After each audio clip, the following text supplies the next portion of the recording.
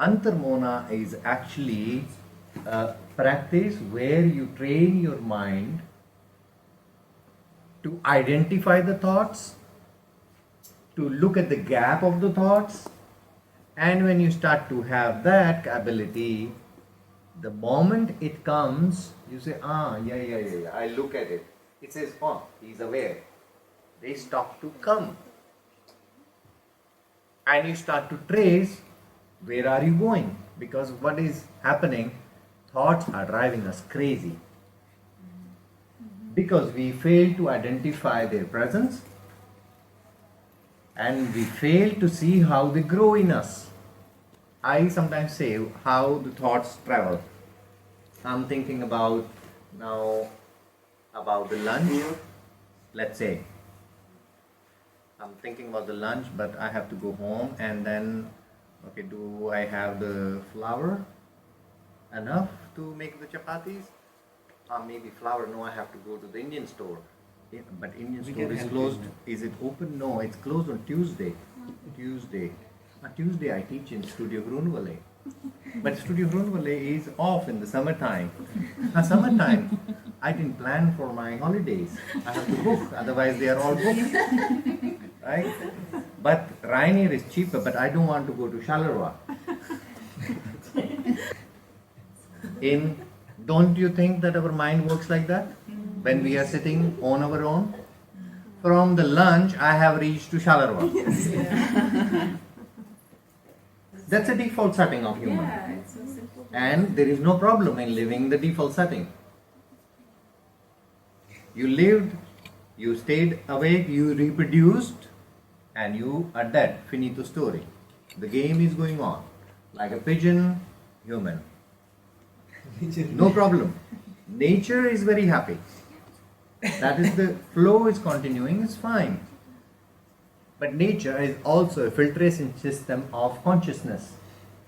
Nature wants you to filter, go to another level of thing, that once you die, the consciousness is joining the cloud of other consciousness, super consciousness, from where we will come to another again, into this loop, and we rise.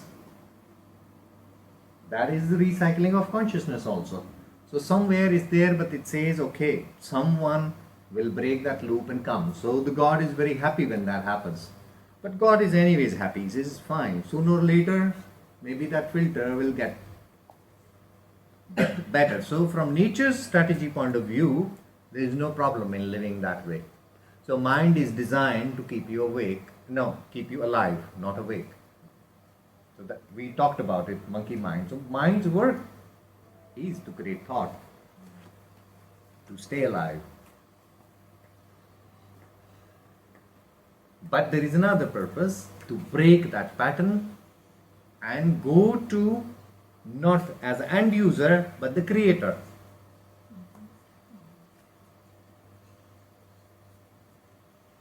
God is nothing without us. He can't see without me. If we say God is a uniform, floating intelligence, this is how I look at God.